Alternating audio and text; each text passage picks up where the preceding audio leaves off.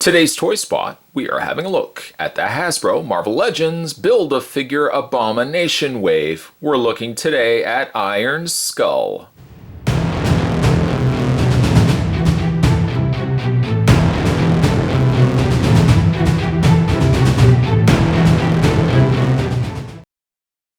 Iron Skull not only does come with an interchangeable head, but he also comes with the other leg that we would need to stand our Abomination, which I might add is currently one leg short. It actually works out perfectly that we're looking at this guy next.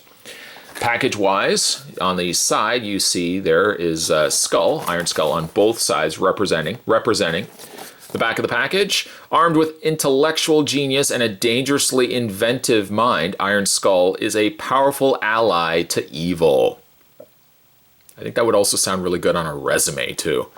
Down below, other figures available. There's Scarlet Witch, Secret War, Captain America, Marvel's Captain Britain, Marvel's Eel, Marvel's Wonder Man, and finally Iron Skull. Taking all 6 figures, you can collectively build the Abomination, which I might add looks really cool so far. Check out more from Hasbro by heading over to www.hasbro.com/Avengers.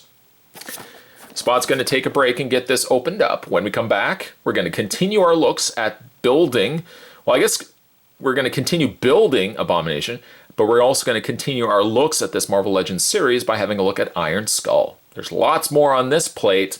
Don't go anywhere. Currently, Spot's got Iron Skull actually on my display stand just to kind of help him stand up. Let's have a look first at the leg, the other leg that we needed for Abomination. Looks as equally cool as the leg we just had a look at. Let's go ahead and reach off camera to the somewhat incomplete, you can say it, he doesn't actually have ears, he won't hear it and get offended by that. Somewhat incomplete Abomination. We'll just go ahead and snap the other leg into place. And there we go. The other leg was just popping out. There we've got Abomination. Yes, he is still missing arms. He's missing a head, but we're making progress. That's the first thing that a motivational speaker will try to tell you. Look at the ups, not the downs. Look at the progress you're making, not what you have not completed yet. So I'm going to look at the pros, not the cons. We're actually coming along rather nicely. Speaking rather nicely too, a rather nice looking Abomination. Put that to the side. All right, so let's go ahead and take him off the stand. I'll just put that stand to the side. It was just so that he wasn't going to fall over on me. The figure itself looks good. It's reusing previous components. The Red Skull head in this instance has been carried over from previous releases. It looks like they might have added a darker wash to the head itself, giving a slight wet look, which I do appreciate. The body as well, making use of, well, Iron Man. Clearly an Iron Man reused body. Not quite certain which body it was. Judging by maybe the posability, perhaps the Mark 42. May or may not be correct by that. But it's a good foundation, it's a good body to work from if you want to make an Iron Skull. Iron Skull, I think looks really good. I mean, if you don't like necessarily the Red Skull face, you can also swap it out for this one right here, which has a real menacing look to it. In fact, let's go ahead and pop the head off. Pop it off the ball joint there. Replace it.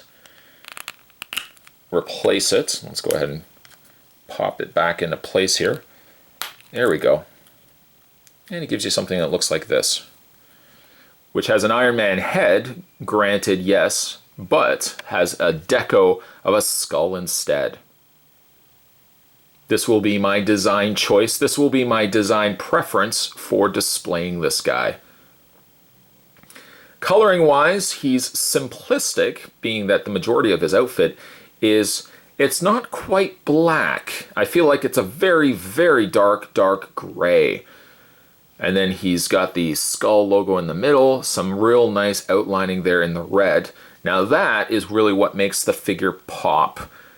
Without that, he would really read as a very dark looking character, but for starters, by making it more of a dark gray rather than a black, it adds some elements to it, but by incorporating all this additional red panel lining, that's where this figure sells. And once again, let's look at the face. I think the face, I love that skull helmet. The white eyes, and it very much reads as Iron Skull. What you could also do too, and Spot's done this with Iron Man figures in the past, if you really want to make use of both heads, ideally you could really just have his head, this head on the neck socket, and simply have him holding, perhaps in this hand is a perfect fit, have him holding this helmet in his hand as if he's just taking it off. That way you can make use of actually using both heads when you're displaying this figure. When it comes to his posability, let's run through that together. His head is on a ball joint, as you've seen when we replaced the head, as well as you have the additional hinge up. So that means you can also, if you want to have him in more flight mode, you can have, or really about to take off, have the head slightly arched back would really accomplish that look. The shoulders hinge out. They do hinge out, although the flaps on the shoulders do limit a little bit of the posing of the shoulders out, but you can still rotate them forward and back as well. He has a rotation on the bicep area. Double hinged elbow, a considerable hinge. Look at the hinged elbow on Iron Skull there.